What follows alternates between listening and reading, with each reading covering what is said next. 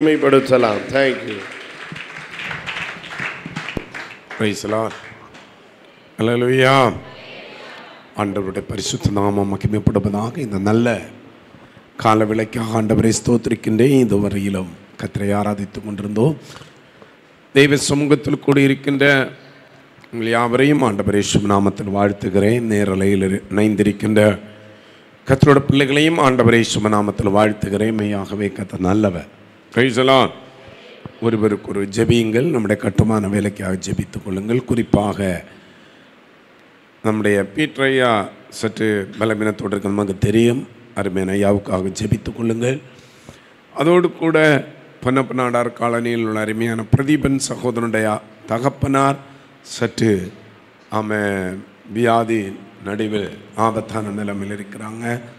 அருமையான அந்த தகப்பனாருக்காகவும் நீங்கள் ஜெபியுங்கள். கர்த்தர் ஒவ்வொருவரையும் பலப்படுத்துவாராக, சுகப்படுத்துவாராக, அற்புதத்தை செய்வாராக. அல்லேலூயா, அல்லேலூயா. நம்முடைய தேவன் நேற்றும் இன்று என்று மாறாதவர். அவர் நம்மை நேசிக்கிற தெய்வம். Praise the Lord. நமக்காக யாவற்றையும் செய்து முடிக்கிற தேவன். ஆகினால தொடர்ந்து நம்ம ஜெபிப்போம், பிரயாசப்படுவோம். ஆபத்துகள் விக்கினங்களுக்கு கர்த்தர் நம்மை பாதுகாத்தார், நம்மை தூக்கி எடுத்தார். இதுவரையிலும் கர்த்தர் கூட இருந்தார், இனியும் ஆண்டவர் கூட இருப்பார். Praise the Lord. ஆண்டவர் இந்த ஆண்டில் நமக்கு சொன்ன வாக்குத்தத்தின்படியே ஆண்டவர் என்ன செய்வா? ஆண்டவர் என்ன சொன்ன? நான் உன்னோட இருந்து உன்னை என்ன செய்வேன்? ஆசீர்வாதம்.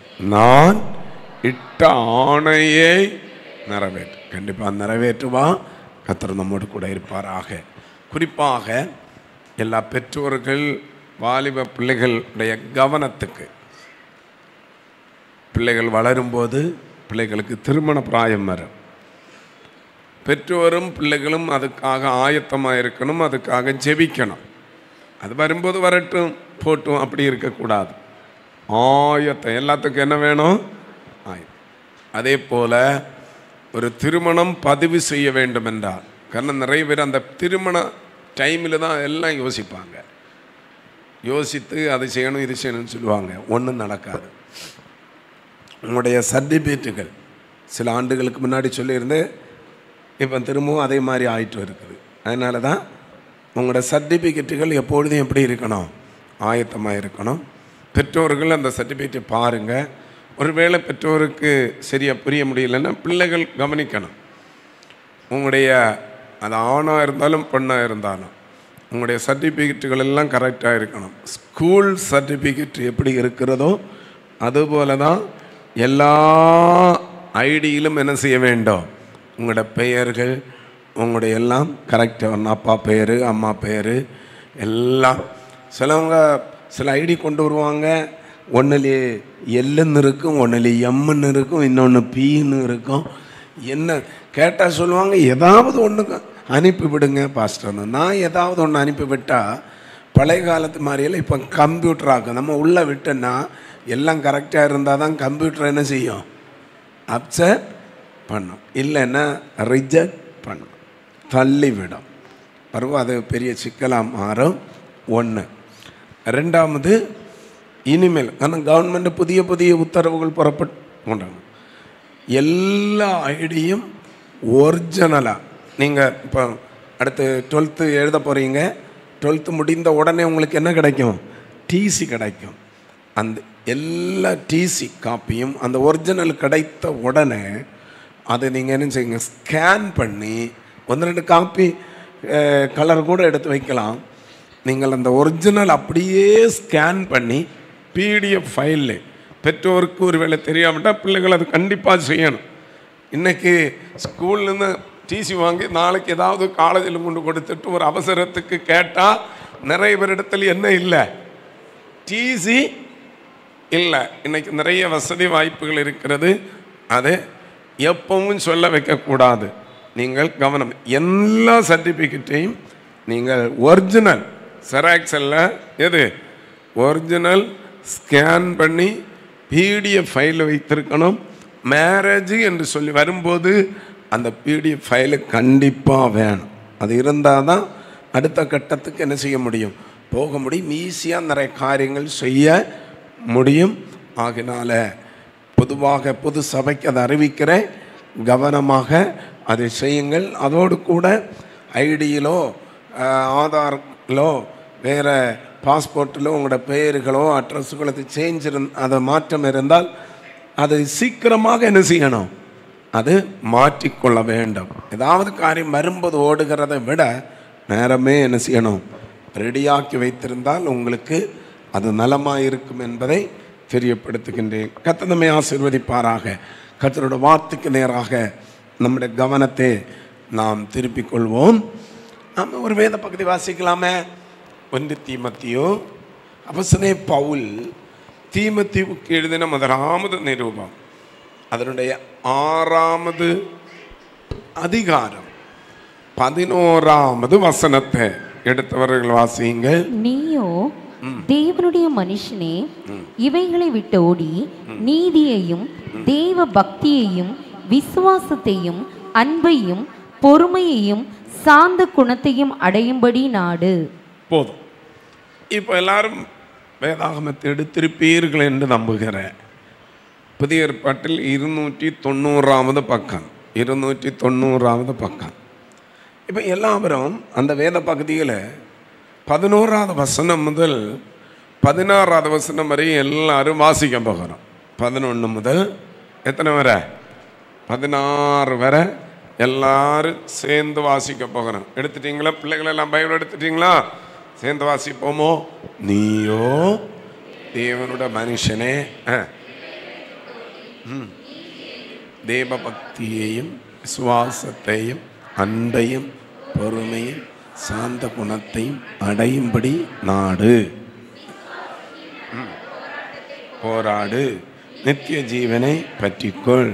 அதற்காகவே நீ அழைக்கப்பட்டிருக்கிறாய்.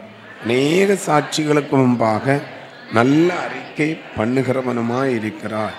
நம்முடைய கர்த்தராகிய இயேசு கிறிஸ்து பிரசன்னமாகும் வரை நீ இந்த கற்பனை குற்றமில்லாமலும் கை கொள்ளும்படிக்கு எல்லாவற்றையும் உயிரோடு இருக்க செய்கிற தேவனுடைய சன்னிதானத்திலேயும் பொந்தியு பிலாத்துவின் முன்னின்று நல்ல அறிக்கையை சாட்சியாக விளங்க பண்ணின கிறிஸ்து இயேசுவனுடைய சன்னிதானத்திலேயும் உனக்கு கட்டளையிடுகிறேன். அந்த பிரசன்னமாகுதலே தேவன் தம்முடைய காலங்களில் வெளிப்படுத்துவார். அவரே நித்தியானந்தமுள்ள ஏக சக்கராதிபதியும் ராஜாதி ராஜாவும் கர்த்தாதி கர்த்தாவும் ஒருவராய் சாவாமை உள்ளவரும் சேரக்கூடாத ஒளியில் வாசம் பண்ணுகிறவரும் மனுஷரில் ஒருவரும் கண்டிராதவரும் காணக்கூடாதவருமாய் இருக்கிறவர் அவருக்கு கனமும் நித்திய வல்லமையும் உண்டாயிருப்பதாக. ஆமென். Praise the Lord. அப்போஸ்தலன் பவுல் தீமோத்தேயுவை பார்த்து சொல்லுகிறார், நீயோ தேவனுடைய மனுஷனே. இன்றைக்கு அதே வார்த்தை தான் ஆண்டவர் நம்மோடு பேசு. நீயும் தேவனுடைய மனுஷனே. இந்த வேத பகுதியிலே 11வது வசனத்தில் நீயோ தேவனுடைய மனுஷனே இவைகளை விட்டு ஓடி, கடைசி சொல்லுகிறது அடையும்படி நாடு. ஓடு நாடு. சத்தமா சொல்லுங்க, ஓடு நாடு. இன்னும் சத்தமா பிள்ளைகள் எல்லாம் சேர்ந்து சொல்லுங்க, ஓடு நாடு. பாருங்க, அதுவே ஒரு பெரிய பிரசங்கம். ஏன் ஓடணும், ஏன் நாடணும், எவைகளை விட்டு ஓடணும், எவைகளை நாட வேண்டும், அதுதான் அங்கே சொல்லப்பட்டிருக்கின்ற வேத பகுதி. அதை தொடர்ந்து ஏன் இதை செய்யணும்னா, இயேசு கிறிஸ்துவின் பிரசன்னமாகுதல் சீக்கிரமாக இருக்கிறது. Praise the Lord. இயேசு கிறிஸ்துவோட பிரசன்னமாகுதல் என்ன? இயேசு கிறிஸ்துவின் வருகை. நாம் ஆண்டவரை இரட்சகராக ஏற்றுக்கொண்டது, நாம் இன்றைக்கு எல்லாவற்றையும் வெறுத்து தியாகம் சகித்து ஆண்டவரை நேசிப்பது, ஆண்டவரை பின்பற்றுவது, ஆண்டவரை ஆராதிப்பதெல்லாம் எதற்காக? அவன் இயேசு சீக்கிரம் வரப்போகிறார். அந்த நித்திய ராஜ்யத்தில் நம்ம போய் சேரணும். அதோடு கூட அங்கே சொல்லப்பட்டிருக்கிற அவருடைய முன்பாக ஒரு நல்ல மனசாட்சியாக நம்ம போய் நிற்கணும். பரலோகத்தை போகும்போது நம்ம எல்லாரும் எப்படிப்பட்டவர்களாக இருக்கணுமா? நல்ல மனசாட்சியுடையவராக இருக்கணும், நல்ல கணக்கொப்புவிக்கிறவர்களாக இருக்கணும். Praise the Lord. நல்ல மனசாட்சியுடையவராக இருக்கணும். கணக்கு எப்படி ஒப்புவிக்கணும்? நல்ல கணக்கு ஒப்புவிக்கணும். ஆகையால் நாம் என்ன செய்ய வேண்டும்? விட்டோடு நாட வேண்டியவைகளே நாடு. நீங்கள் இந்த 1 தீமோத்தேயு 6ஆம் அதிகாரத்தில் 4ஆம் வசனம் முதல் அதனுடைய 11வது வசனம் வரை படிக்கும்போது ஒரு விசுவாசி விட்டு ஓட வேண்டிய 10 காரியங்களே சொல்லப்பட்டிருக்கிறது. எத்தனை காரியங்கள்? நம் மறக்கக்கூடாது. நம்ம ஏன் விட்டு ஓடணும், ஏன் ஆடணும்? ஏசு சீக்கிரம் வரப்போகிறார். அவருக்கு முன்பாக நாம் உத்தமர்களாக நிற்க வேண்டும். அவருக்கு முன்பாக மகிமை உள்ளவர்களாக நிற்கணும். அவருக்கு முன்பாக அந்த பரம சீயோனில், அந்த புதிய எருசலேமில் அவரோடு கூட வாழணும். அதற்காக நாம் விட்டு ஓட வேண்டிய 10 காரியங்கள். அந்த 10 காரியத்தை இன்றைக்கு சிந்திக்கவும் நேரம் இல்லை. அங்கே அந்த 4ஆம் வசனம் சொல்லுகிறது பாருங்க, இருமாப்பை விட்டு ஓட வேண்டுமா? 4ஆம் வசனம் முதலே வாசிக்கும் போது சொல்லியிருக்கிறது. முதலாவது எதை விட்டு ஓடணுமா?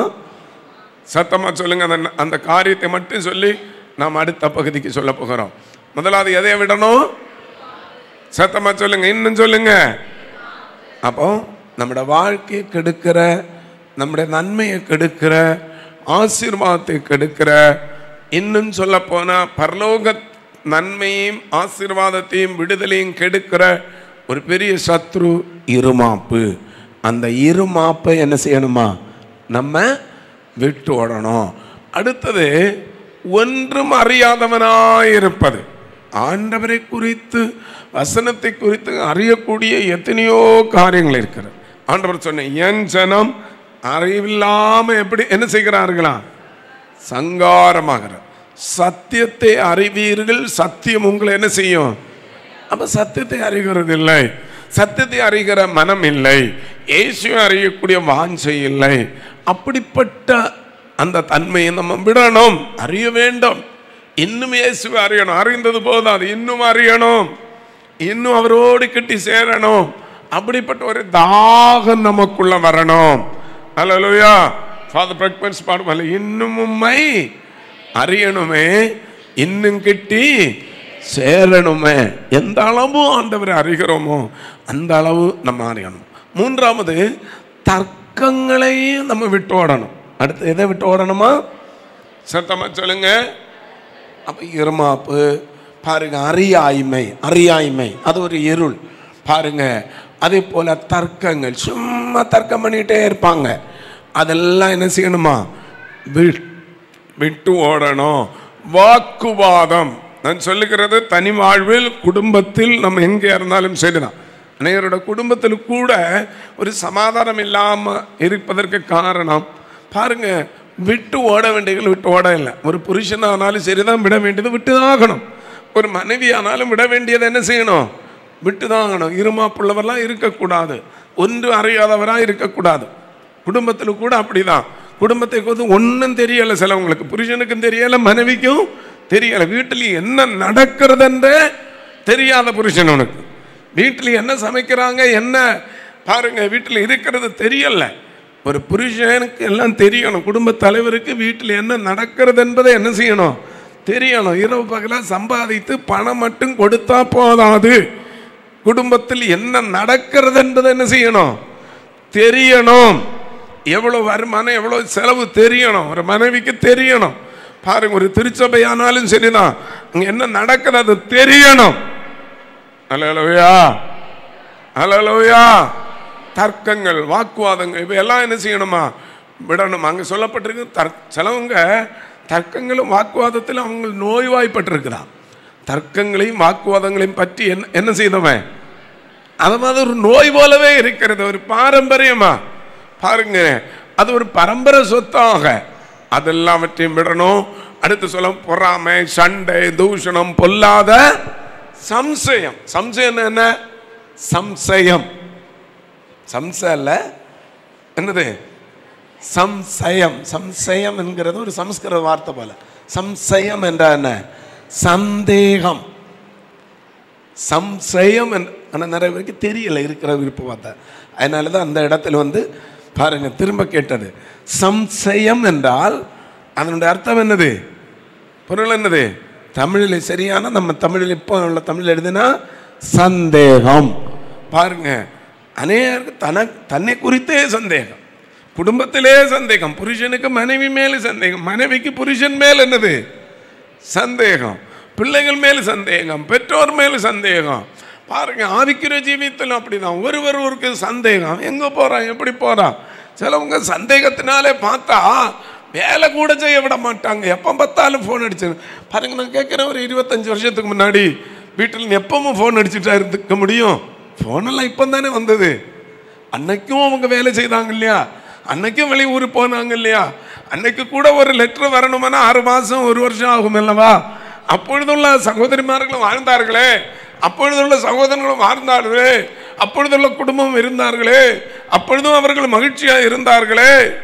இப்போ டெய்லி முகத்தோடு முகம் பார்த்து பேசக்கூடிய எல்லா வாய்ப்பு இருந்ததுக்கு பிறகும் பாருங்க, எவ்வளவோ அந்த சம்சயத்தினாலே சந்தேகத்தினால ஒழுங்க வேலை கூட செய்ய விடாத எத்தனையோ பேர் இருக்காங்க. 10 நிமிஷத்துக்கு என்ன செய்வாங்க? ஃபோன் பண்ணி. அதில் உங்களுக்கு தெரியுமா, நான் வெளியரங்கமாக சொல்லுகிறேன், இப்போ இருக்கிற பிஎஸ்என்எல் நிறைய குடும்பங்களை பிரிக்கிற நெட்வொர்க்.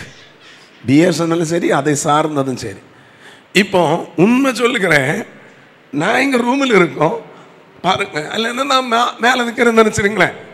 இதே இடம் நான் மேலே வேலைகளை கவனிச்சுட்டு இருக்கோம். என் ஒய்ஃப் எனக்கு கால் பண்ணோம், எங்கே இருக்கிறீங்கன்னு. அங்கே கால் பண்ணின உடனே அங்கே நெட்வொர்க் எப்படி போகும் தெரியுமா? நீங்கள் தொடர்பு கொள்ளும் வாடிக்கையாளர்கள் தொடர்பு எல்லைக்கு.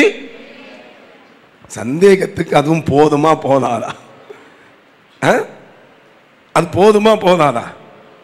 நான் வெளியரங்கமா ஒரு பொது மனுஷனா சொல்லுகிறேன், ஒரு தகப்பனாக ஒரு ஊழியக்காரனா சொல்லுகிறேன். பாருங்க, இந்த நெட்வொர்க் ஒன்று போதும். நிறைய குடும்பங்கள பிரச்சனை. எத்தனை பேர் என்கிட்ட சொல்லியிருக்காங்க, ஃபர்ஸ்ட் எப்போ கூப்பிட்டாலும் அவளுக்கு என்ன கிடைக்கிறது இல்லை, இல்லைன்னு அவருக்கு ஃபோன் கிடைக்கிறது இல்லை, எப்போ பார்த்தாலும் பிஸி. இங்கே ஃபோன் சும்மா தான் இருக்கும். அங்கே சொல்லி நீங்கள் தொடர்பு கொள்ளுகிற வாடிக்கையாளர் இப்போ இன்னொரு வரட்டை என்ன செய்து கொண்டிருக்கிறாரு பேச. ஐயோ, இது என்ன நிலைமையில போய் முடிய போகுதோ தெரியல. உண்மை சொல்லுகிறேன், இது என்ன நிலைமையில போய் இந்த நெட்வொர்க்கு போய் முடிய போகுதோ தெரியல. உண்மை சொல்ல போன நெட்வொர்க்குக்கு சரியான அர்த்தம் இப்ப தான் புரியுது. நெட் என்னது? வலைதளம்.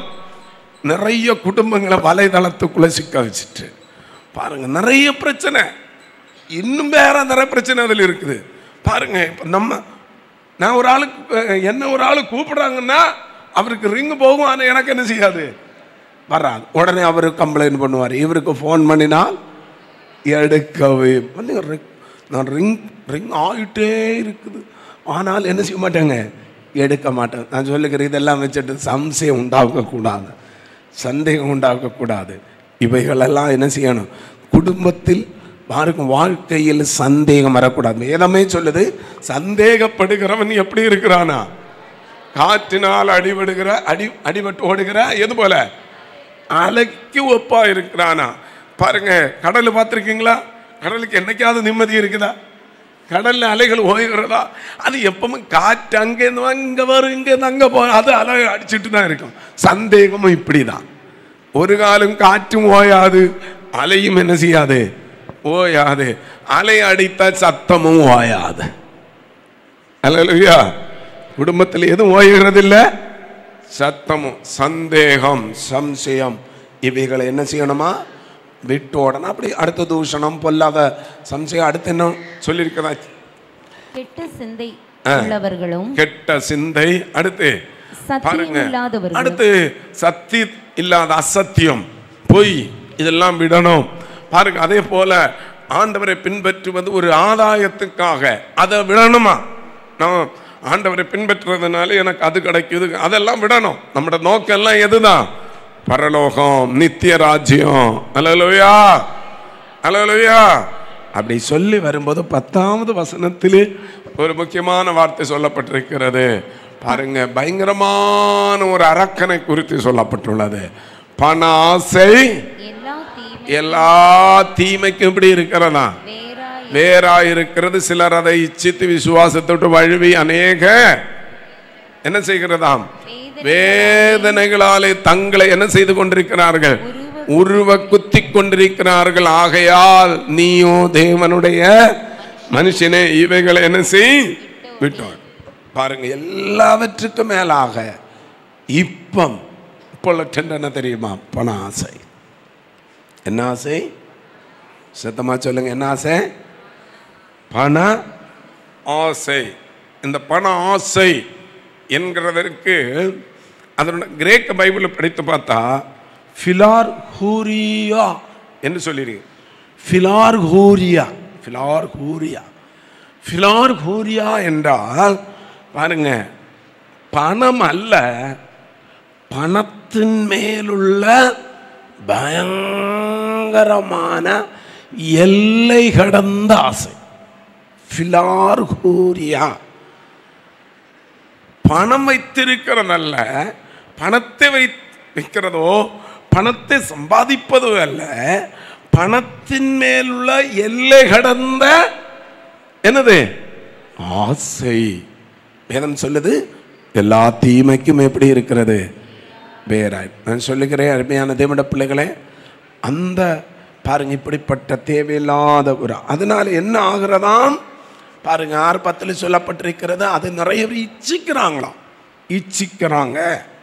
இச்சித்து, இச்சித்து என்பதற்கு ஒரே ஹோ என்று கிரேக்கில் சொல்லுவோம். ஒரே ஹோ, ஒரே ஹோ என்றால் எல்லை கடந்த விருப்பம், எல்லை கடந்த விருப்பம், எல்லை கடந்த விருப்பம். விருப்பம் உண்டு, ஆனா நமக்கு என்ன வரக்கூடாது, சத்தமா சொல்லுங்க, எல்லை கடந்த விருப்பம். இதனாலே அநேகர் என்ன செய்தார்களாம், விசுவாசத்தை விட்டு வழுவி, அபோ பிளானாமோ, அபோ பிளானாமோ. அப்படி என்றால் பாருங்க, அப்படியே பாருங்க வழிக்கு அப்படி என்ன செய்வது, அப்படி போகிறது. கிறிஸ்துவை விட்டு அப்படியே விலகி போவது, விசுவாசத்தை விட்டு வழிவே போவது, பாருங்க நம்பிக்கை விட்டு வழிவே போகிறது, ஆராதனை விட்டு அப்படியே விலகி போவது, ஆமை ஜபத்தை விட்டு விலகி போவது, ஆண்டவரோட ஊழியத்தை விட்டு விலகி போவது, ஆண்டவரோடுள்ள பற்றுதலை விட்டு விலகி போவதற்கு போகிறது. இதுக்கு பின்னாடி இருக்கிற ஒரே ஒரு தீமையான ஆவி என்னது, பண ஆசை. அல்லேலூயா. ஆகையால் தேவ பிள்ளைகள் இவையெல்லாம் என்ன செய்யணுமா, விடணும். விட்டு என்ன செய்யணுமா, ஓடணும். இன்னைக்கு பாருங்க, ஒரு புதிய சமுதாயம் உருவாக்கி கொண்டிருக்கிறது. தெய்வ பக்தி இல்லாத, கர்த்தரை தேடாத ஒரு ஜெனரேஷன். எல்லாருக்கும் எண்ணமும் பணம் சம்பாதிக்கணும். எல்லாருக்கும் எண்ணமும் எதுதான், பணம் சம்பாதிக்கிறது தப்பில்லை, ஆனா பண ஆசை. அந்த ஆசை அவன் பாருங்க 1 லட்சம் ரூபா சம்பாதிக்கிறான், அதனால என் மகனை எப்படியாவது என் பிள்ளை என்ன செய்யணும், எப்படி பண்ணி என் மகன் 1.5 லட்சம் சம்பாதிக்கணும். பாருங்க, அதுக்காக பல லட்சம் ரூபா கடன் எடுத்து என்னென்னமோ செய்கிறாங்க. அந்த பண ஆசையினால கடைசி எவ்வளோ வேதனை தெரியுமா, எவ்வளோ வேதனை. ஆண்டோட சித்தத்தை கேட்கறது இல்லை, ஆண்டோட விருப்பத்தை கேட்கறது இல்லை, ஆண்டவரே இது உமக்கு விருப்பமா என்று அறிவதில்லை. ஆகையால் நல்லா புரிந்து கொள்ளுங்க, அளவு கடந்த ஆசை நமக்குள்ள வரக்கூடாது. நான் சொல்லுகிறேன், முதல் இந்த உலகத்தில் தேவனுக்கு விரோதமாய் எழும்பினவன் லூசிபர். லூசிபர் கூட பண ஆசையில் விழல. லூசிபர் எதில் விழல, எதில் விழல, பண ஆசை. அதாவது சாத்தானா மாறினானே, பிசாசா மாறினானே, அவன் எதில் விழல, பண ஆசையில் விழல. அவன் எதில் விழுந்தான், பேராசையில் விழுந்தான். எதில் விழுந்தான், பேரா. அதே மாதிரிதான் முதல் மனிதனாகிய ஆதாம் ஏவாள், அவங்க பண ஆசையில் விழல, அவங்களும் விழுந்தது எதில் தான், பேராசை. கொடுத்ததில் திருப்தி இல்லை, ஆண்டவர் வைத்திருக்கிற நிலைமையில திருப்தி இல்லை. இன்றைக்கு நாமும் நம்முடைய வாழ்வில் ஆசீர்வாதத்தை காணணுமான ஆண்டவர் நம்ம எந்த நிலைமையில் வைத்திருக்கிறார், அதில் நம்ம என்ன செய்யணும்? திருப்திப்படணும், அதில் சந்தோஷப்படணும். பேராசை இருக்கக்கூடாது. ஆசை தேவைதான், அதே வேளையில் என்ன ஆசை வரக்கூடாது? பேராசை வரக்கூடாது. பாருங்க, பெற்றோர்கள் மிக கவனமாக இருக்கணும். பிள்ளைகளை நல்லா படிக்க வைக்கணும், பிள்ளைகள் நல்ல வேலை செய்யணும், பிள்ளைகள் நல்லா சம்பாதிக்கணும், அது தப்பு கிடையாது. ஆனால் பேராசை என்ன செய்யக்கூடாது? சின்ன பிராயத்தில் பேராசை உண்டு பண்ணக்கூடாது. சின்ன பிராயத்தில் பிள்ளைகளுக்கு தவறான எண்ணங்களை உருவாக்கக்கூடாது. இந்த உலகத்தில் உள்ள மேக்சிமம் பிரச்சனைக்கு காரணமே இந்த பேராசை தான். இன்னும் சொல்ல போனா இருக்கிற நிலைமையில திருப்தி இல்லை. இன்னைக்கு பாருங்க, இன்னைக்கு போதை பொருளுக்கெல்லாம் அடிமைப்படுகிற பிள்ளைகள் எப்படி அடிமைப்படுறாங்க? நல்ல பெற்றோர்கள் இருக்கிற வசதிக்கு ஏற்றபடி அவங்களுக்கு எல்லாம் நன்மைகளும் செய்து கொடுப்பாங்க. அதில் அந்த பிள்ளைகளுக்கு என்ன இல்லை? திருப்தி இல்லை. தன்னோடு கூட படிக்கிற பிள்ளைகள், தன்னோடு கூட பாருங்க பழகிற பிள்ளைகள் ஏதோ நிலைமையில் அவங்க பணத்தை கொண்டு செலவு பண்ணும்போது இவங்களுக்கு என்ன உண்டாகிறது? ஆசை உண்டாகிறது. அது பேராசையை மாறுகிறது. அதில் ஒரு தவறான 2 ஃப்ரெண்ட்ஸ் கிடைச்சா போதும், அவங்க ஒரு எண்ணத்தை உருவாக்கும். ஏன் இப்படி அம்மா அப்பாவுக்கு கீழ்ப்படிந்திருக்கணும், ஏன் இப்படி என்னைக்கு இருக்கணும்? பாருங்க, எனக்கிட்ட ஒரு வழி இருக்கிறது. இருக்கிற நிலைமையிலே பரலோகத்து போகலாம். நமக்கு இருக்கும். இப்படிதான் அந்த போதை பொருளுக்கு அடிமையாக்குற முதல் உபதேசமே பரலோகத்தை சொல்லிதான். தெரியுமா? எங்க போயிடலாம்? மேலே போயிடலாம். உண்மை சொல்லுகிறேன், நான் படிக்கிற காலத்தில் கூட அப்பொழுதும் போதை பொருள் ஸ்கூல் வரும். எனக்கு தெரியும் எத்தனையோ பிள்ளைகள் அவங்க மத்தியானம் ஸ்கூல் விட்டுட்டா போதும், அந்த 1 மணி நேரம் இடைவேளை இருக்கும், பிள்ளைகள் காட்டுகிற வேலை பார்த்தா வந்து விட மாட்டாங்க.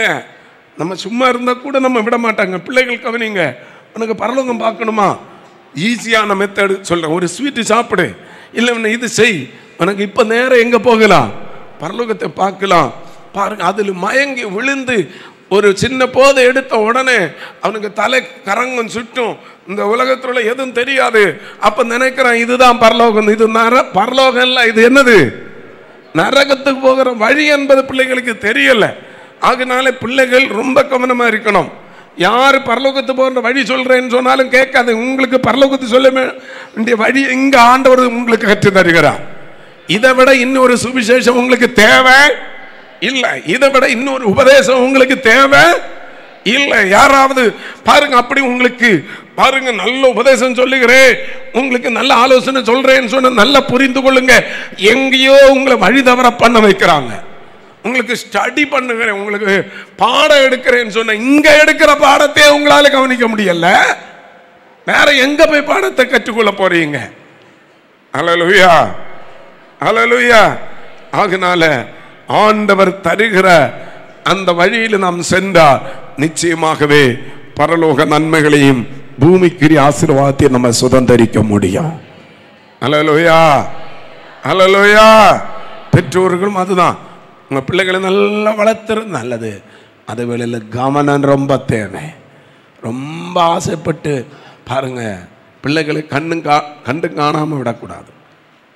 எனக்கு நிறைய பெற்றோர்கள் ரொம்ப தவறு பண்ணுறாங்க. ஒரு ஸ்டேஜ் தாண்டிட்டுனா பிள்ளைகளை கவனிக்கிறதே இல்லை. அது அவங்க சுதந்திரம் தேவைதான். பெற்றோருக்கு ஒரு கடமை தந்திருக்கு. பிள்ளைகளுக்கு என்ன, நீங்கள் தனியாக ரூம் வைக்கிறீங்களா? அந்த ரூமில் நீங்கள் போகணும். அந்த ரூமில் பிள்ளைகளோடு கூட உட்கார்ந்து பேசணும். சின்னதில் ஆரம்பத்தில் பேசணும். பிறகு பாருங்க, ஆரம்பத்தில் நீங்கள் விட்டுட்டுன்னா பிறகு அந்த ரூமில் உங்களை என்ன செய்ய மாட்டாங்க, ஏற முடியாது. ஆரம்பத்திலேயே அந்த ரூமில் போகணும். நான் சொல்லுகிறேன், கல்யாணத்துக்கு முன்னாடி தனி ரூம் இருக்கிறது பாருங்க நல்லது தான். அதே வேளையில் அது உங்களுக்கு தனிப்பட்ட முறையில் இருக்கக்கூடாது. அந்த ரூமுக்குள்ள பெற்றோர் வருவதற்கு உரிமை வேணும். பிள்ளைகளுடைய எல்லா பொருட்களையும் பார்க்கறதற்கு பெற்றோருக்கு உரிமை வேணும். நீங்க பார்க்கணும். ஸ்கூலில் இருந்து காலேஜ் இருந்து பிள்ளைகள் வரும்போது கவனிக்கணும். அடிக்கடி லேட் ஆகி வந்தா ஏன்னு விசாரிக்கணும். ஒருவேளை நீங்க இன்னைக்கு 10 ரூபா கொடுத்து விடல, பிள்ளைகள் ஏதோ ஒரு பொருளை வாங்கிட்டு வந்தால் பிள்ளைகள் சொல்றது அப்படியே நம்பி அது அப்படியாக்கு இப்படி விசாரிக்கணும். நான் ரூபா தர இல்லை, இந்த பொருள் இவனுக்கு எப்படி வந்தது? எப்படி வந்தது? நான் பொதுவிலே சொல்லுகிறேன். என்னுடைய ஒரு சகோதரி இவன் அத்தானே இறந்து போயிட்டாங்க. அந்த பையன் என் வீட்டில் தான் இறந்தான், சின்ன பிராயம். ஒரு நாள் என்னுடைய இதில் இருந்து தான் சொல்லாமலே ₹1 என்னமோ எடுத்துகிட்டு போய், அப்போ ₹1 கொஞ்சம் இதான டைம், ஸ்வீட் வாங்கி பிள்ளைகளும் சாப்பிட்டுட்டாங்க. நான் நைட்டு வேலையெல்லாம் முடிச்சுட்டு வரும்போது எனக்கு கேள்விப்பட்டேன். ஆனால் ஒரே ஒரு அடி தான் விசாரித்து. எத்தனை அடி கொடுத்தேன்? ஒரே அடி தான் கொடுத்தேன். ஒரே ஒரு அடி தான் கொடுத்தேன். ஒரே ஒரு அடி. இன்னைக்கும் அவன் மறக்கலை. இன்னைக்கும் அவன் என்ன செய்யலை? மறக்கலை. அந்த ரூபாய் எடுத்தது தெரியலை. ஃபஸ்ட்லே ஸ்வீட்டு வாங்கிட்டான், வாங்கி எல்லாருக்கும் கொடுக்குறான். கேட்டான், அது பெரியம்மா தந்தாங்க, அண்ணன் தந்தாங்க பாருங்க. ஆனால் அதெல்லாம் போய் விசாரித்து கம்பெடுத்த உடனே சொன்னான், எங்கன்னு எடுத்த? மாமாவுக்கு பேகின்னு எடுத்துட்டேன். நான் சொன்னேன், ₹1 இல்லை ₹10 இருந்தாலும் தருவேன், அது தப்பல்ல. ஆனால் நான் எடுத்த விதம் தப்புன்னு சொல்லி ஒரே ஒரு அடி கொடுத்தேன். உடனே ஊரில் கொஞ்சம் சொல்லி வந்தான், எப்படி அடிக்கணும் வந்து பேசின ஒருத்தனுக்கு பிள்ளைகளை இன்னைக்கு உருப்படி ஆகலை. ஆனால் அவன் இன்னைக்கு உருப்படியாக இருக்கிறான். அடிக்கடி சொல்லுவான், மாமா அன்னைக்கு ஒரு அடி தந்ததுனால இன்னைக்கு நான் எப்படி இருக்கிறேன்? நல்லா இருக்கிறேன். கரம் உயர்த்தி ஒரு அல்லேலூயா சொல்லுவோமா? அல்லேலூயா, அல்லேலூயா. கவனிக்கணும். நான் வெளியரங்கமாக சொல்கிறேனே. ஒரு முறை என் மகன் அவன் சந்தோஷமாக இந்த குளத்தில் ஸ்கூலில் படிக்கிற டைமில் சொல்லாமல் குளிக்க போனான். 2 வரட்டும் கேட்டு பாருங்கள். வடக்கு போனான். இந்த குளத்தில் எங்கிட்ட சொல்லாமலே என்ன செய்தான்? குளிக்கப்பான். நேராக அங்கே போனேன். 2 பேருக்கும் பிரம்பு கஷாயம் ஒவ்வொன்றா கொடுத்தேன். கேட்டு பாருங்க, இன்னைக்கு மறக்க. அதுக்கப்புறம் இதுவரையிலும் அந்த குளத்தில் என்ன செய்யலை, திரும்பி பார்க்கல. நான் ஏதோ பிரசங்கம் பண்ணுகிறேன், ஊழியம் செய்கிறேன்னு நினைக்கக்கூடாது. நாங்களும் இந்த வழியாக என்ன செய்தவர் தான், வந்தவங்க தான். அதனால் பெற்றோரை பார்த்து சொல்லுகிறேன், உங்கள் பிள்ளைகளோட ரூமுக்குள்ளே நீங்கள் போகணும், பிள்ளைகளுக்கு கூட உட்கார்ந்து பேசணும், அந்த ரூமில் இருந்து ஜெபம் பண்ணணும். அந்த ரூமில் இருந்து வயது அதுதானே சொல்லுது. உங்கள் பிள்ளைகள் உட்காரும் போதும் எழும்பும் போதும் அவளிடத்தில் என்ன செய்யணுமா? பேசணும், வசனத்தை பேசணும். பேசாமல் விடக்கூடாது. பிள்ளை என்ன நினைப்பா, இப்போ என்ன நினைக்கும் நினைச்சா பரவாயில்ல, நாளைக்கு நினைச்சாலும் உள்ளே போக முடியாது. இப்படி ஆகிட்டே நிறைய இடத்துல அந்த பிரச்சனை இருக்கிறது. அதனால தான் வேதம் சொல்லுது, பிள்ளை ஆண்டவனே நடத்த வேண்டிய. நான் ஏன் சொல்கிறேன்னா, ஓவர் ஆசை இருக்கக்கூடாது எதுக்கும். ஆண்டவரே, எங்களை குறித்து நீர் என்ன சித்தமோ அதன்படி நடத்தும், போகட்டும். விட்டோடு. இதெல்லாம் என்ன செய்யணும்? சத்தமா சொல்லுங்க, என்ன செய்யணும்? விட்டோட. ஓடினால் என்ன கிடைக்கும்? நிறைய காரியம் சொல்லி இருக்கு வேதாகமத்தில். சிலதை விட்டு ஓடினவர்களுக்கு ஆண்டவர் இவ்வளவு நன்மை கொடுத்திருக்கிறார் தெரியுமா? ஒரே ஒரு நபரை மட்டும் சொல்லி நம்ம ஜெபம் பண்ண போகிறோம். பாருங்க, விட்டு ஓட வேண்டிய சந்தர்ப்பமே இல்லை ஒரு வாலிபனுக்கு. விட்டு ஓட வேண்டிய சந்தர்ப்பமே இல்லை. ஆனா அவன் விட்டு ஓடினான். அவன் தான் யோசேப். அல்லேலூயா. அவன் அந்த சந்தர்ப்பத்தில் ஓடக்கூடிய வாய்ப்பே இல்லை. அவனை குறித்து வேதம் என்ன சொல்லுது? தகப்பனாலே ரொம்ப நேசிக்கப்பட்ட மகன். தகப்பனாலே ரொம்ப நேசிக்கப்பட்ட மகன். பிள்ளைகள் எல்லாரும் கவனிக்கணும். ஏன்னா அன்னைக்கு அவன் இளைவனா இருந்ததுனால அவன் அதிகமாக நேசித்தான். நேசித்து ஒரு பலவர்ண அங்கி என்ன செய்தான்? தகப்பன் தைத்து கொடுத்தான். அவ்வளவுதான் பிரச்சனை. இன்னைக்கு நிறைய வீட்டில் அப்படி தானே. நிறைய வீட்டில் ஒரு வேலை இளைய பிள்ளைய கொஞ்சம் நேசித்தா மூத்த பிள்ளைக்கு இன்னைக்கு என்ன செய்யாது? என்ன செய்யாது? பிடிக்க. நிறைய வீட்டில் உள்ள பிரச்சனை அதுதான். அவளை மட்டும், அவனை மட்டும், அவளை மட்டும், அவனை மட்டும். ஆனா உன்னையும் ஒரு காலத்தில் இப்படி என்ன செய்தாங்க? நேசித்தாங்க. அது உனக்கு தெரியல, நீ சின்ன பிராயமா இருந்தா. அதிலும் ஒரு பெரிய இன்றைக்குள்ள ஒரு பெரிய கஷ்டம் தெரியுமா? இந்த லேட்டாய் அதமா ஒரு குழந்தை பிறந்து ரொம்ப லேட்டாய் ஒரு குழந்தை பிறந்துட்டுன்னா ஐயோ அந்த வீட்டில் நிறைய பிரச்சனை பாருங்க. அந்த மூத்த பிள்ளை ரொம்ப பிரச்சனை பண்ணும். ஆனால் உண்மை சொல்ல போனால் அந்த பிள்ளை ரொம்ப சந்தோஷப்படணும். எனக்கு ஒரு தங்கச்சி கிடைத்துட்டு, எனக்கு ஒரு தம்பி கிடைத்துட்டு என்ன செய்யணும்? சந்தோஷப்படணும். அதுக்கு பதிலாக பொறாமைப்படுவாங்க. யோசேப்பு பாருங்க, சகோதரர்களாலே பொறாமை வழியாக சென்றவர். யோசேப்புக்கு என்ன செய்தாலும் சகோதரர்கள் என்ன செய்வார்களாம்? பொறாமைப்படுவார்கள். வேதத்தை சொல்லி இருக்கிறோம், பொறாமைப்படுவான். யோசேப்பு மேல் அவர்கள் பகை வைத்தாங்க, பகைத்தார்கள். சொந்த சகோதரனே பாருங்க, அவர்கள் என்ன செய்தார்கள்? பகைத்தார்கள். நீங்க ஆதியாகமம் 37:18 படிக்கும்போது யோசேப்புக்கு விரோதமாக சதி ஆலோசனை செய்தார்களாம். யோசேப்புக்கு விரோதமாக என்ன செய்தார்கள்? சதி ஆலோசனை செய்தார்கள். பாருங்க, இன்னும் தன் தகப்பன் தைத்து கொடுத்த அந்த பலவரண அங்கியை யோசேப்பினிடத்திலிருந்து களைச்சி போட்டதாக சொல்லி இருக்கிறது. 37:23 சொல்லி இருக்கிறது. பாருங்க, பாழ்கணத்தில் போட்டான். 37:28 சொல்லுது பாருங்க. 20 வெள்ளிக்காசுக்கு என்ன செய்தான்? ஒரு அந்நிய தேசத்துக்கு எங்கேன்னு தெரியாம மீதியானிய அந்த வியாபாரிகளிடத்தில் என்ன செய்யறாங்க? விற்று போட்டான்.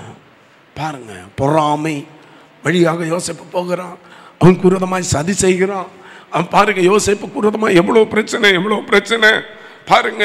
நீங்க 37ஆம் அதிகாரம் 31 முதல் 34 வரையிலும் படிக்கும்போது இந்த அத்தனை சகோதரர்களும் யோசேப்பை குறித்து நல்ல வார்த்தை சொல்லல, துர்வர்த்தமானம். நான் சொல்லுகிறேன், ஒருவேளை உங்க குடும்பத்தில் கூட இப்படிப்பட்ட நிலைமை வரலாம். உங்களை நேசிக்க வேண்டும், உங்களை பகைக்கலாம், உங்களை கண்டு பொறாமைப்படலாம். இன்னைக்கு பாருங்க, சகோதரர்கள் பொறாமைப்பட்டு மந்திரவாதம் செய்கிறாங்க, பில்லி சூனியம் செய்கிறாங்க, ஏவுதல் செய்கிறாங்க, எத்தனையோ தீமையான ஆலோசனைகள் செய்கிறாங்க. ஆனா ஒன்று தேவ பிள்ளையே, நீ யோசேப்பை போல தேவ சமூகத்தின் உண்மை உள்ளவனாக, உண்மை உள்ளவளாக இருந்தா உன்னை விடுதலையாக்கி கனப்படுத்தி உன் தலை உயர்த்துகிற ஒரு நாள் உண்டு. யார் உனக்கு விரோதமாக செய்வன செய்தார்களோ, யார் உன்னை பகைத்தார்களோ, யார் உனக்கு விரோதமாக சதி ஆலோசனை செய்தார்களோ, உன்னுடைய உடன்பரப்புகள், உன் குடும்பத்தில் உள்ளவர்கள் உனக்கு விரோதமாக என்னென்ன தீமையான காரியங்களை செய்தார்களோ அவர்கள் முன்பாக உன் தலையை உயர்த்தி உன்னை கனப்படுத்துகிற ஒரு நாளை தேவன் முன்குறைத்திருக்கிறார். ஹல்லேலூயா, ஹல்லேலூயா. இந்த சம்பவம் நமக்கு தெரியும். யோசேப்பை சொந்த சகோதரர்கள் விற்று போட்டு பல அடிமை சந்தைகள் விற்கப்பட்டு கடைசியாக எகிப்து தேசத்தில் உள்ள பார்வோனுடைய அந்த அதிகாரியுடைய போத்திப்பனுடைய வீட்டில் ஒரு அடிமை வேலைக்காரனாக யோசேப்பு கொண்டு செல்லுகிறான். நீங்க என்ன நினைக்கிறீங்க? யோசேப்புக்கு அப்போ எத்தனை வயசு தெரியுமா? யோசேப்புக்கு போத்திப்பன் வீட்டில் போகும்போது எத்தனை வயசு? 17 வயசு. அழகுள்ளவன், எல்லா சகோதரோட ரொம்ப அழகானவன். 17 வயசு. நினைத்து பாருங்க. எனக்கு 10-12 வயசு தாண்டினால பாருங்க, கொஞ்சம் மீசையில் கொஞ்சம் முடி வளர்ந்தாலே போதும், இன்னைக்குள்ள பிள்ளைகளெல்லாம் பிடிக்க முடியலை. இப்போ அவனுக்கு வயசு எத்தனை? 17 வயசு. 13 வருஷம் போத்திப்பரோட வீட்டில். சரி, இந்த 13 வருஷத்தில் அந்த சிறைச்சாலையில் இருந்தது போக மீதி வருஷம் எல்லாம் எங்கே இருந்தான்? போத்திப்பரோட வீட்டில். எகிப்தில் 13 வருஷம் இருக்கிறான். பாருங்க, ராஜாவுக்கு முன்பாக யோசேப்பு நிற்கும்போது அவருக்கு வயசு எத்தனை? 30. நான் சொல்லுகிறேன், அப்போ இந்த யோசேப்பு போத்திப்பனுடைய மனைவியினுடைய ஆசைக்கு இணங்காமல் அவளுடைய பாருங்க அந்த இடத்தை விட்டு அவன் ஓடும்போது யோசேப்பு நல்ல ஒரு வாலிப பருவம், நல்ல ஒரு வாலி. இன்னைக்கு பாருங்க, பிள்ளைகள் சொல்லுகிறாங்க அது எங்க சூழ்நிலைமை. இதை விட ஒரு சூழ்நிலைமை யாருக்கு என்ன செய்யாது? வருமா? வராது. இதை விட ஒரு சூழ்நிலைமை வராது. எந்த சூழ்நிலைமை இருந்தாலும் கர்த்தரை விட்டு விலகாமல் விட வேண்டியவைகளை விட்டு ஓட தேவனை சார்ந்திருந்த தேவன் பலன் தருவா. சில வேளையில் விட வேண்டியது விட்டு ஓடும்போது சில நஷ்டங்கள் வரும். இதுவரையிலும் அவன் அடிமையாக இருந்தாலும் போத்திப்பருடைய வீட்டில் சாப்பிட்டுட்டு இருந்தான். அந்த வீட்டில் அவனுக்கு நல்ல மரியாதை இருந்தது. அந்த வீட்டில் இருந்த மரியாதை போச்சு. வீட்டில் அவனுக்கு இருந்த செல்வாக்கு போயிட்டு, சாப்பிடக்கூடிய வாய்ப்பு வசதி எல்லாம் போய்விட்டது. அவன் உடுத்திருந்த வஸ்திரமும் போய்விட்டது. இனி கை கால்கள் கட்டப்பட்டு எங்க தான் இருக்கணும்? சிறைச்சாலைகள். இன்றைக்கு வேணுமான நம்மை போல எண்ணக்கூடியவர்கள் இருந்தாலும் என்ன இருக்கலாம். யோசேப்பே, உனக்கு இந்த காரியம் தேவையா? கொஞ்சம் அட்ஜஸ்ட்மெண்ட் பண்ணி இருந்தா நீ ராஜா மாதிரி எங்க இருந்திருக்கலாமே. எங்க இருந்திருக்கலாம்? போத்திப்போன்ற வீட்டில் இருந்திருக்கலாமே. கொஞ்சம் அட்ஜஸ்ட்மெண்ட் பண்ணி இருக்கலாமே. பரிசுத்த வாழ்க்கையில், விசுவாச வாழ்க்கையில் தேவ பிள்ளை அட்ஜஸ்ட்மெண்ட் கிடையாது. அல்லேலூயா. பழைய காலத்து சொல்லுவோம், வெட்டொன்னு எங்க ஒரு சொன்ன வெட்டொன்னு துண்டம் ரெண்டு. அல்லேலூயா, அல்லேலூயா. நான் ஏன் சொல்லுகிறேன் என்றா, விசுவாச வாழ்க்கையில் நம்ம பரலோகம் போடுமானா இந்த அட்ஜஸ்ட்மெண்ட் பண்ணி வாழ்ந்தா ஒன்றும் என்ன செய்ய முடியாது. ஆபிரகாமே, நீ வனத்தை தேசத்தை விட்டு என்ன செய், குமாரத்தியே கேள், உன் தகப்பன் வீட்டை நீ என்ன செய், மறந்து. அங்க அட்ஜஸ்ட்மெண்ட் பண்ண சொல்லல, அட்ஜஸ்ட்மெண்ட் பண்ண சொல்லல. வாழ்க்கை ஆசீர்வாதமா இருக்கணுமானா சரியான பாதையில் போகணும், சரியான வழியில் போகணும். யோசேப்பை பாருங்க, இப்பொழுது வேதம் சொல்லுது, போத்திப்பர் வீட்டிலே போத்திப்பர் எல்லா உரிமையும் கொடுத்து அது சொல்லுகிறா, இந்த வீட்டில் நான் புருஷன் அவ்வளவுதான், மற்றபடி எல்லாம் யாருதான்? அந்த வீட்டுக்கு மேனேஜரா இருக்கிறான் யோசேப்பு. வாழ்வில் எவ்வளவு உயர்வு வந்தாலும் பரிசுத்தத்தை என்ன செய்யணும்? காத்துக்கணும். வேலை கிடைக்கலாம், தொழில் கிடைக்கலாம், பாருங்க பண வாய்ப்பு வசதிகள் வரல, எது வந்தாலும் பரிசுத்தத்தை காத்துக்கொள்ளணும். சத்தமா சொல்லுங்க, எது காத்துக்கொள்ளணும்? இந்த அட்ஜஸ்ட்மெண்ட் எல்லாம் இருக்கக்கூடாது. பரிசுத்த வாழ்வில் அட்ஜஸ்ட்மெண்ட் இருக்கக்கூடாது. ஆவியானவர் ஏன் சொல்லுகிறார்னு எனக்கே தெரியல. கரெக்டா இருந்தாதான் உயர்வு கிடைக்கும். நீங்கள் 37 ஆதியாகம் 39ஆம் அதிகாரம் 7வது வசனம் சொல்லுது, இந்த நல்ல அழகான வாலிபன் தன் வீட்டில் வேலை செய்துட்டு இருக்கிறான். இதை பார்த்து பாருங்க, அந்த போத்திப்பனுடைய மனைவி என்ன செய்தாலாம்? சில நாள் சென்ற பின் அவனுடைய எஜமானின் மனைவி யோசேப்பின் மேல் என்ன செய்தாலாம்? கண் போட்டாள் என்று சொல்லி இருக்கிறது. கண் போட்டாள். நிறைய பேருக்கு பாருங்க இப்படிப்பட்ட ஒரு வாய்ப்பு கிடைக்காதான் இருக்கும். யோசேப் அந்த வீட்டிலே இருக்கும் போது அந்த எஜமானி யோசேப்பின் மேல் என்ன செய்தாலாம்? கண் போட்டாள்.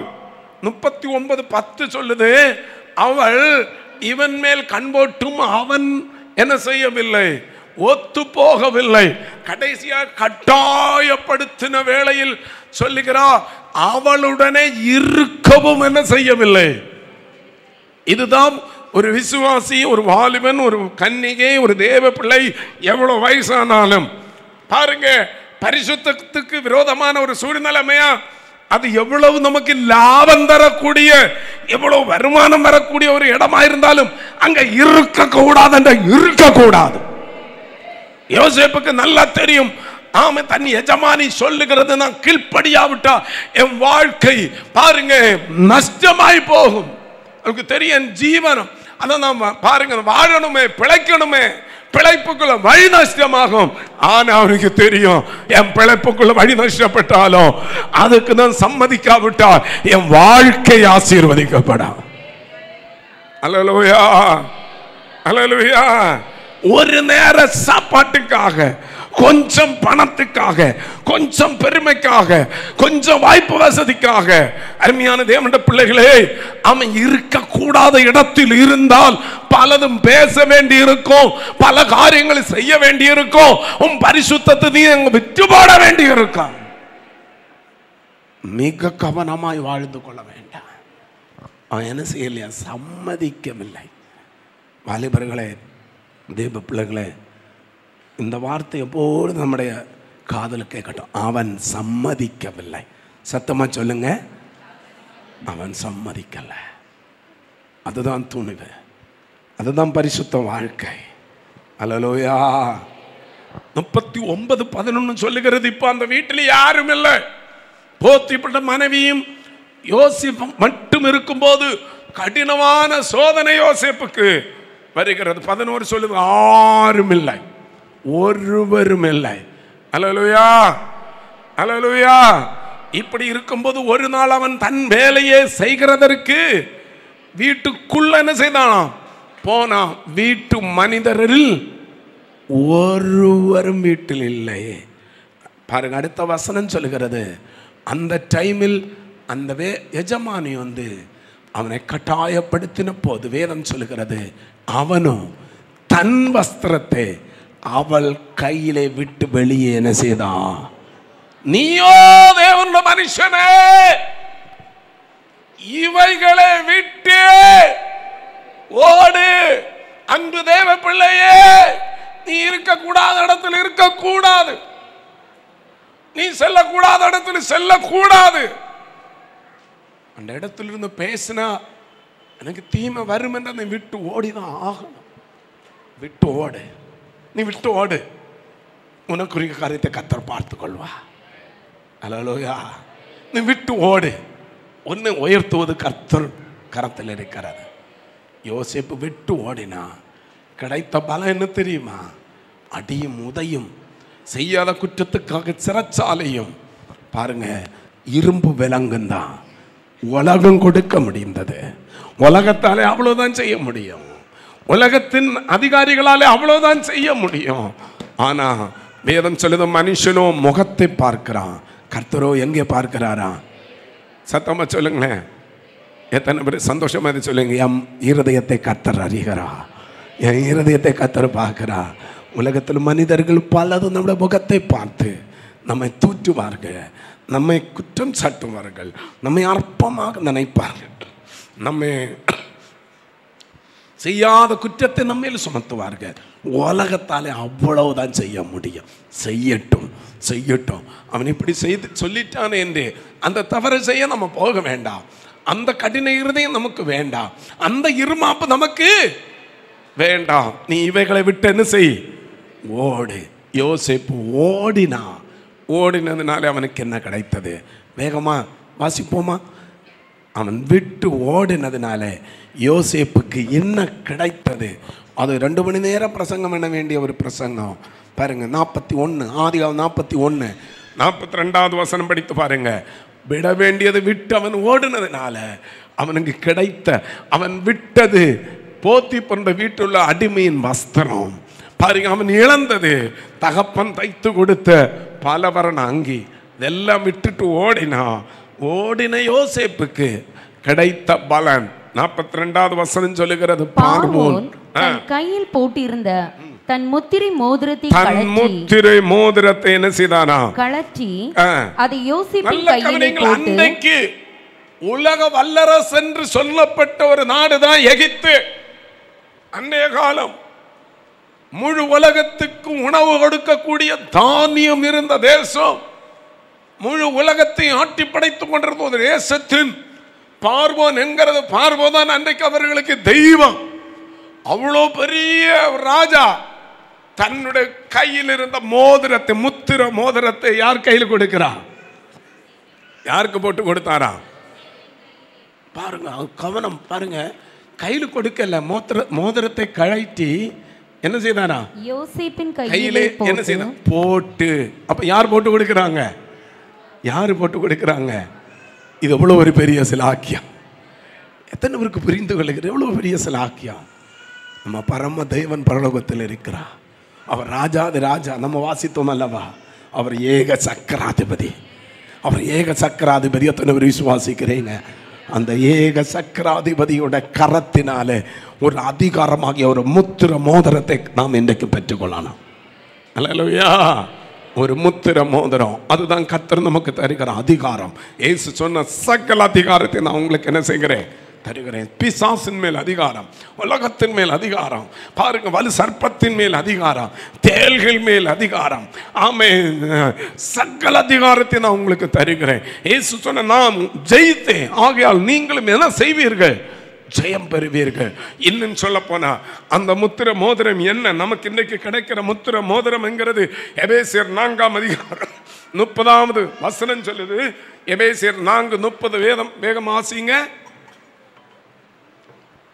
அன்றியும் நீங்கள் மீட்கப்படும் நாளுக்கென்று முத்திரையாக பெற்ற தேவனுடைய பரிசுத்த ஆவியை துக்கப்படுத்தாதிருங்கள். சொல்லப்பட்டிருக்கிறது, அன்றியும் நீங்கள் மீட்கப்படும் நாளுக்கு முத்திரையாக பெற்ற தேவனுடைய பரிசுத்த ஆவியை பாருங்க. உலகம் எது சொல்லட்டும், உலகம் நம்மை தூற்றட்டும், உலகம் நம்மை பாருங்க குற்றவாளி என்று சொல்லட்டும், உலகம் நம்மை அற்பமாக சொல்லட்டும், ஆனா நம்ம ராஜாதி ராஜா ஏக சக்கராதிபதி ஒருவரும் சேரா ஒளியில் வாசம் பண்ணுகிறவர். ஆமே. உன்னதமான தெய்வம், எல்லாவற்றையும் உயிரோட வைக்கிறவர். ஆமே. ஒருவரும் காணாத ஒளியின் இடத்தில் வாசம் பண்ணுகிற அந்த உன்னதமான தெய்வம் தன்னுடைய கரத்தினாலே நமக்கு ஒரு அதிகாரத்தை தருகிறார். அதுதான் முத்திர மோதிரம். அன்றைக்கு யோசேப்பு கையில் போட்டு கொடுத்தா, இன்றைக்கு நம்முடைய இருதயத்தில் அந்த முத்திரை தருகிறார். அல்லேலூயா. அந்த முத்திரை பெற்ற தேவ பிள்ளைகள் பாக்கியவான்க. அவன் முத்திரை மோதிரம் கிடைத்தது. 2:41-42 சொல்லியிருக்கிறேன். இரண்டாவது என்ன கிடைத்ததாம், மெல்லிய வஸ்திரம். நீங்க எபிரேய வேதாகமத்தில் படித்து பார்த்தா பட்டாடை என்று சொல்லு. பட்டாடை என்ன, அன்றைய காலத்தில் ஆசாரியர்களும் ராஜாக்களுக்காக தயாரிக்கப்படுகிற ஸ்பெஷல் பட்டாடை. இன்னைக்கு நிறைய பாருங்க பட்டாடை வந்திருக்கிறது. மேக்ஸிமம் 99 டூப்ளிகேட் சொல்லுவாங்க. 1000 ரூபாய்க்கு என்ன எடுத்தேன் பட்டு எடுத்தேன். நான் கேட்கிறேன், 1000 ரூபாய்க்கு பட்டு எடுக்க முடியுமா? முடியாது. அவ்வளோ விலையேற பட்டில் இருக்கிறது அவ்வளோ என்னது, உண்மையான ஒரிஜினலான பட்டில் இருக்கிறது தங்கம். அல்லேலூயா. தங்கம். தங்க சரி, அந்த ஜரிகையெல்லாம் தங்கமாக இருக்கா. ஆனால் இன்றைக்கு அது அதிகமாக கிடைக்கிறது இல்லை. அதனால தான் ரோட்டிலெல்லாம் கூப்பிட்டுட்டு போவாங்க, அவங்க பழைய சேலையெல்லாம் எடுக்கப்படும். பாருங்க, பாப்பா வந்து பார்த்துட்டு ஒரு கல் வச்சிருப்பான், உரசி பார்ப்பான். பாருங்க, 300 ரூபாய்க்கு 300 ரூபா தரேன், கொடுக்குறீங்களா? நம்மளும் நினைப்போம், அது வீட்டிலிருந்து என்ன செய்யுது, நாசம் ஆகிட்டே இருக்குது, உடுக்கிறது இல்லை. கண்ணதை வாங்கி நம்ம அம்மா காலத்திலே வாங்கியதாக இருக்குது. 50 வருஷம் 60 வருஷம் 300 ரூபா கிடைக்குத கொடுத்துருவோம். அதில் 30,000 ரூபாய்க்கு என்ன இருக்கும்? 3000 ரூபாய்க்கு இருக்கலாம், 30,000 ரூபாய்க்கு இருக்கலாம், 10,000, நமக்கு தெரியாது. அது இந்த காலம் அப்படின்னா ராஜாக்கள் உடுக்கிற பட்டி எப்படி இருக்கும்? கரம் உயர்த்தி ஒரு அல்லேலூயா சொல்லுவோமா? அல்லேலூயா, அல்லேலூயா.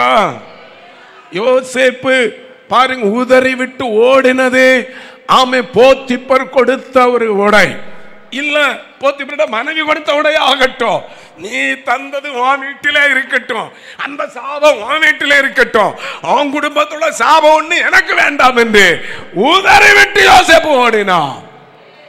விட்டோடு ஓடினா. அவனுக்கு கிடைத்தது ராஜாக்களும் ஆசாரியர்களும் எடுக்கக்கூடிய மேலான பட்டை. அருமையான தேவனுடைய பிள்ளைகளே, அதை உடுத்தாலே உலகம் சொல்லும் இவன் ராஜா. அவன் அப்படி உடுத்துட்டு போனாலே சொல்லும், யார் வர்றாங்க, யார் வர்றாங்க, யார் வர்றாங்க? ராஜா. நான் சொல்லுகிறேன், நம்முடைய ராஜா அது ராஜா கர்த்தர் இன்றைக்கு எல்லாருக்கும் ஒரு பட்டாடை தர போகிறா. அந்த ஆடை தான் ரட்சிப்பு என்ற வஸ்திரம். ரட்சிப்பு என்ற வஸ்திரம் நமக்குள்ள இருக்கிறதா? நீதி என்ற சால்வை நமக்குள்ள இருக்கிறதா? பரிசுத்தம் என்ற அந்த மெல்லிய வஸ்திரம் நமக்குள்ள இருக்கிறதா? ஆமென், அல்லேலூயா. அது உன்னதமான தேவன் நமக்கு தருகிறா. அந்த வஸ்திரத்தில் கரைபடாம காத்துக்கொள்ளணும். அந்த வஸ்திரம் அசுசிப்படக்கூடாது. அந்த வஸ்திரத்தில் எந்த விதமான கரைகளும் இருக்கக்கூடாது. கரை திரை ஒன்றுமில்லாத மகிமை உள்ள சபையாக நம்ம மாற்றுகிறார். நம்ம ஒரு ராஜாத்தியாக கத்தர் வைக்கிறார். தேசத்தில் ஒரு ராஜாவாக வைக்கிறார். உங்களுக்கு தெரியுமா? பாருங்க, உலகத்துக்கு தெரியாது. உங்களை பார்த்தாலே, ரட்சிப்பின் வஸ்திரம் தரித்த ஒரு தேவ பிள்ளை பார்த்தாலே சாத்தான் நடுங்குவான், சாபம் நடுங்கும், பில்லி சூனியங்கள் நடுங்கும், பிசாசின் வல்லமைகள் நடுங்கும். உங்களை பார்த்தால் அவன் விலகி போவான். உங்களுக்கு விரோதமா பாருங்க, சத்ரு ஒரு வழியா தான் வருவான். ஆனா உங்ககிட்ட வந்தாலும் அவனால் இருக்க முடியாது, நெருங்க முடியாது. அவன் 7 வழியா ஓடுவான். காரணம், நீங்க தரித்திருக்கிற வஸ்திரம் அவ்வளவு விலையேறப்பட்டது. அல்லேலூயா. ஆகையால் ரட்சிப்பை இழந்து காணப்படாதீங்க. பரிசுத்தத்தை இழந்து போக கூடாது. நீதியின் வஸ்திரத்தை இழந்து போகக்கூடாது. எந்த சூழ்நிலைமையிலும் ஒரு பக்தன் பாடினாரே, மண்ணுக்காக நான் என்ன செய்ய மாட்டேன், மாணிக்கத்தை என்ன செய்ய மாட்டேன். எத்தனை பேர் சொல்லுங்க, மாணிக்கத்தை விட மாட்டேன். ஆமை, மண்ணு நிறைய இருக்கும். ஆமை, அது வெளியே தெரியும், மாணிக்கம் வெளியே தெரியாது. ஆமை, பரிசுத்தம் செலவில் வெளியே தெரியாமல் இருக்கும். ஆண்டவர் தருகிற நன்மை வெளியே தெரியாமல் இருக்கும். ஆனால் ஒன்று சொல்லுகிறேன், இந்த மாணிக்கத்துக்காக ஆண்டவர் தருகிற ரட்சிப்பாகிய மாணிக்கம், பரிசுத்தமாகிய மாணிக்கம், கிருபைகளாகிய மாணிக்கம், வரங்களாகிய மாணிக்கத்தை நீ இழந்து, ஆமை, மண்ணுக்காக நீ அதை இழந்து பரிதபிக்கப்பட்ட நிலைமையில் போகக்கூடாது. அல்லேலூயா, அல்லேலூயா, ஹல்லேலூயா. பாருங்க, மெல்லிய வஸ்திரம். எனக்கு விவரிக்க நேரம் இல்ல. 41-42 அடுத்து என்ன சொல்லப்பட்டிருக்கிறது? பொன் சரப்பணியை அவன் கழுத்திலே தரித்து. பாருங்க, பொன் இது சரப்பணியை அவன் கழுத்தில் என்ன செய்தாரா? தரித்து. உன்னத பாட்டு புஸ்தகம் 4ஆம் அதிகாரம் 9வது வசனத்தில் படித்து பார்த்தா, உன்னத பாட்டின் புஸ்தகம் 4ஆம் அதிகாரம் 9வது வசனம். என் இருதயத்தை கவர்ந்து கொண்டாய். பாருங்க, நேசர் மணவாட்டியை பார்த்து சொல்லுகிறார், என் இருதயத்தை என்ன செய்தாய்? கவர்ந்து கொண்டாய். என் சகோதரியே, என் மணவாளியே, உன் கண்களில் ஒன்றினாலும் உன் கழுத்தில் உள்ள ஒரு சரப்பணியினால் என் இருதயத்தை நீ என்ன செய்தாய்? கவர்ந்து கொண்டாய். இந்த சரப்பணி போட்டவர்களை மற்றவர் கவர்ந்து கொள்ளுவார்கள். எங்க மணவாளன் நேச இந்த மணவாட்டியை என்ன செய்கிறாராம்? கவர்ந்து கொள்ள. எதை பார்த்து? கழுத்தில் போட்ட ஒரு சரப்பணி நம்முடைய ஆத்தும நேசரை கவர்ந்து கொள்ளுகிற அனுபவம். நம்முடைய பாட்டு அவரை கவர்ந்து கொள்ளணும். நம்முடைய ஜெபம் அவரை கவர்ந்து கொள்ளணும். நம்முடைய பரிசுத்த வாழ்க்கை அவரை கவர்ந்து கொள்ளணும். நம்முடைய பரிசுத்தம் நடக்க அவரை கவர்ந்து கொள்ளணும். பாருங்க, அதனாலதான் ஜெபம் பண்ணின ஒரு தானியேலை பார்த்த ஆண்டவர் சொன்ன, பிரிய புருஷனாகி தானியேலை கவர்ந்து கொண்டான். இயேசு ஜெபித்த போது, ஓ, இவரிடத்தில் நான் என்ன செய்திருக்கிறேன்?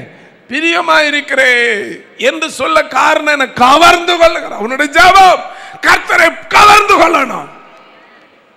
உன்னுடைய பரிசுத்த ஜீவிதம் தேவாதி தேவனை கவர்ந்து கொள்ளணும். அல்லேலூயா. நீ விட வேண்டியவைகளை விடும்போது அவர் கவர்ந்து கொள்ளுவார். எனக்கு சகையு சொல்லுகிறான், அம்மே, நான் என் ஆஸ்தியில் பாதி நான் யாருக்கு கொடுக்கிறேன்? ஏழைகளுக்கு கொடுக்கிறேன். அநியாயமா ஏதாவது வாங்கினால் எத்தனையாக கொடுக்கிறேன்? நாளத்தினை அன்றைக்குள்ள பிரமாணத்தின்படி. அவன் அன்றைக்குள்ள பிரமாணம் அதுதான். அநியாயமா ஒன்னு எடுத்தனா அவன் நாளத்தனையா கட்டணும். அநியாயமா திருடி எடுத்தா கண்டுபிடித்தா அவன் எத்தனையா கொடுக்கணும்? நாளத்தனையா 5 மடங்கு ஆக கொடுத்து தீர்க்கணும். அந்த பிரமாணத்தை அவன் சொல்லுகிறான். அப்பொழுது இயேசு அவனை கவர்ந்து கொள்ளுகிறார். இயேசு சொல்லுகிறார், இவனும் யாராயிருக்கிறார்? ஆபிரகாமின் குமாரனா இருக்கிறாரே. இன்றைக்கு இந்த வீட்டுக்கு என்ன வந்தது? ரட்சிப்பு வந்தது. நம்முடைய ஜீவியம் தெய்வத்தை கவர்ந்து கொள்ளுகிறதா? உலகத்தை கவர்ந்து கொள்ளுகிறதா இருக்கிறதா? உலகத்தை கவர்ந்து கொள்ளுகிற விதமாக நம்ம வாழ வேண்டாம். நம்முடைய வாழ்க்கை யாரை கவர்ந்து கொள்ள வேண்டும்? யாரை கவர்ந்து கொள்ளணும்? தெய்வத்தை. 41 43 படித்து பாருங்க.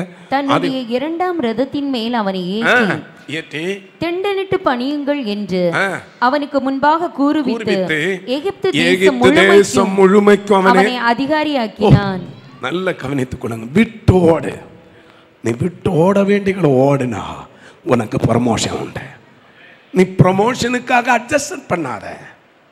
வேலை உயர்வுக்காக நீ என்ன செய்யாத. நீ அதிகாரி ஆகுவதற்காக நீ அட்ஜஸ்ட் பண்ண வேண்டிய தேவையில்லை. நீ விட வேண்டியவைகளை விட்டா என்றா வாழ்க்கையில் உயர்வு வரும்.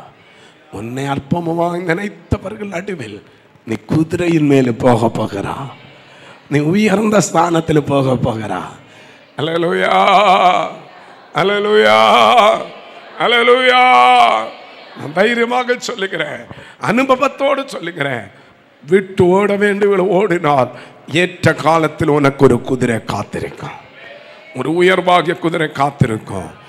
அன்றைக்கு அதிகாரி ஆக்கினது போலவே கர்த்தர் சொல்லுகிறா, ஆமே நீ கொஞ்சத்தில் இப்படி இருந்தாய், உண்மையுள்ளவனாக இருந்தா நான் உன்னை எப்படி மாற்ற போகிறேன். அநேகத்துக்கு அதிகாரி.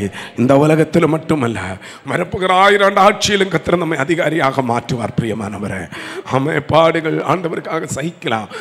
பாருங்க, பாடுகள் நம்ம படலாம். நம்ம பட்ட பாடுகளுக்கும் வேதனைக்கும் நிச்சயமாக பதில் தருகிற ஒரு தெய்வம் நம்மோடு கூட உண்டு.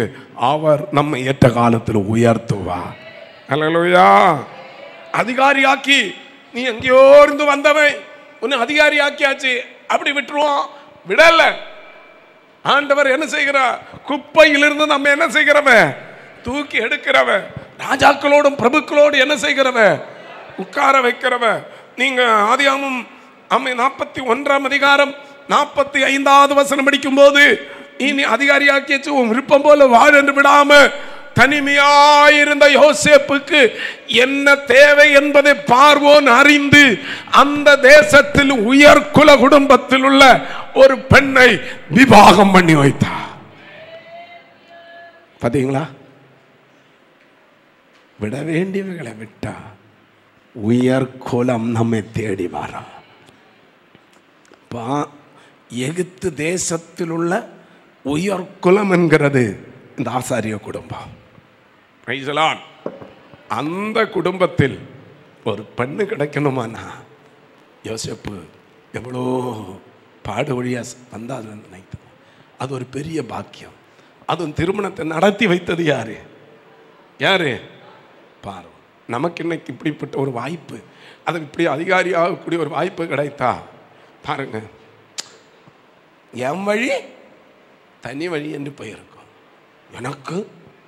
எனக்கு அந்தஸ்துக்கு ஏற்றபடி வேணும் இல்லையா, என் அளவுக்கு ஏற்றபடி வேணும் இல்லையா, என் குடும்பத்துக்கு ஏற்றபடி வேணும் இல்லையா, நீ அப்படி ஏற்றபடி என்று சொல்லி நீ எங்கேயோ போய்கிட்டு இருக்கிறா. நீ தேவ சமூகத்திலும் ஒப்பு கொடுப்பான் என்றா நிச்சயமாகவே உன் குடும்ப வாழ்வையும் கர்த்தர் ஆசீர்வதிப்பா. யோசிப்பே, ஆண்டவர் நல்ல ஒரு குடும்பத்தை கொடுத்தது மட்டுமல்ல, நீங்கள் 41:50 படிக்கும்போது 2 பிள்ளைகளையும் கர்த்தர் கொடுத்தா. அந்நிய தேசத்தில் மரித்து போயிட்டு, நான் சொல்லுகிறேன், டெத்து சர்டிஃபிகேட் யோசேப்புக்கு எழுதியாச்சு. யோசேப்புக்கு அப்பா வீட்டில் இப்போ என்ன சர்டிஃபிகேட் இருக்குது சொல்லுங்க? பெர்த் சர்டிஃபிகேட் இருந்த இடத்துல இப்போ என்ன சர்டிஃபிகேட் இருக்குது? அன்றைக்கு இருந்த டெத் சர்டிஃபிகேட் என்ன? யாருக்கு சொல்லலாம்? யோசேப்புக்கு அப்பா கையில் இருந்த டெத் சர்டிஃபிகேட், மரண சர்டிஃபிகேட், சான்று என்னது? என்னது? மரித்து போனான் என்றதுக்கு அடையாளம், சான்று என்ன இருந்தது? பாலவரண அப்பா வீட்டில் டெத் சர்டிஃபிகேட். ஆனா மகன் இப்ப எங்க இருக்கிறான்? பெரிய அதிபதி ஆகி அங்க கல்யாணம் நடக்குது. எத்தனை பிள்ளைகள் கிடைக்கிறது? அந்த 2 வார்த்தையும் சொல்லி ஜெபிப்போமா? முதல் மகனுக்கு பேர் என்ன? மகனுக்கு பேர் என்ன? பிள்ளைகள் சொல்லுங்க. மனாசே. மனாசே என்ற என்ன அர்த்தம் தெரியுமா? என்னுடைய எல்லா வேதனையும் கர்த்தர் மறக்க பண்ணினார். அல்லேலூயா. நீ நீ உண்மையுள்ளவனாயிருப்பாயண்டா, விட்டு ஓட வேண்டியவைகளை ஓடுவாயண்டா, எல்லாவற்றையும் மறக்க செய்கிற ஒரு அனுபவம் உன்னை தேடி வரப்போகிறது. நீ பட்ட பாடுகள் எல்லாம் மறந்து போக போகிறாய். அவன் எல்லாம் மறந்தது. அவனை பகைத்த விதங்கள், அவனை பொறாமைப்பட்ட விதங்கள், பாட்கணத்தில் போட்ட அனுபவங்கள் எல்லாம் எல்லாம் மறக்க செய்கிற ஒரு உன்னதமான மனாசே. அல்லேலூயா, அல்லேலூயா. ஒரு மனாசு உன்னை தேடி வரப்போகிறது. உன் குடும்பத்தில் ஒரு மனாசு வரப்போகிறது. நீ இதுவரையிலும் கஷ்டப்பட்ட கஷ்டத்தை மறக்க செய்கிற, நீ வேதனை அனுபவித்த வேதனை மறக்க செய்கிற ஒரு விடுதலை ஆகிய மனாசு உன்னை தேடி வரப்போகிறது. நீ கர்த்தருக்காக நின்றாயே, நீ கர்த்தருக்காக ஓடினாயே, நீ பரிசுத்தத்துக்காக நின்றாயே, ஒரு மனாசு உன் குடும்பத்தில் வரும். இரண்டாவது மகனை குறித்து சொல்லப்பட்டிருக்கிறது. ஆமே, என்ன பேரு? எப்ராயிம். எப்ராயிம் என்றா பெருக பண்ணுதல், பெருகுதல். அல்லேலூயா. அல்லது பலுக பண்ண ஒரு பெருக்கம். அங்கே சொல்லியிருக்க, நான் சிறுமைப்பட்டிருந்த தேசத்தில் தேவன் என்ன செய்தா? நீ சிறுமைப்பட்ட குடும்பத்தில் உன்னை பருக பண்ணவா, நீ சிறுமைப்பட்ட ஊரில் உன்னை பெருக பண்ணுவா, நீ சிறுமைப்பட்ட சமுதாயத்தில் கர்த்தர் உன்னை உயர்த்துவா. எத்தனை பேர் விசுவாசிக்கிறீங்க? ஆமா, இப்ப இருக்கிற இந்த கஷ்டத்தை பார்த்து நீ ஆண்டவரை விட்டு விலகாத, ஜபத்தை விட்டு விலகாத, பரிசுத்தத்தை விட்டு விலகாத, தேவ கிருபை விட்டு விலகாத. நீ தேவனோடு சேர்ந்துரு. நீ வேற எந்த ஆசைக்காக ஓடாத, பணம் பணம் என்று ஓடாத. உனக்கு என்ன தேவையோ அது கர்த்தருக்கு தெரியும். ஏற்ற வேளையில் ஒரு மனாசையை கர்த்தர் உனக்கு தருவா, ஏற்ற வேளையில் ஒரு எப்ராயிமை கர்த்தர் உனக்கு தருவா. ஏற்ற வேளையில் ஆமே உனக்கு ஆமே ஆமே என்ன தேவையோ அதை கர்த்தர் தருவா. அவன் குடும்பத்தை ஆசீர்வதிப்பா, அவன் தலைமுறை ஆசீர்வதிப்பா. கர்த்தர் உன் குடும்பத்தை விடுதலை ஆக்குவா. நீ செய்ய வேண்டியது ஒரே ஒரு காரியம். நீயோ தேவனுடைய மனுஷனே, இவைகளை விட்டு என்ன செய்? இப்படிப்பட்ட நூற்றுக்கணக்கான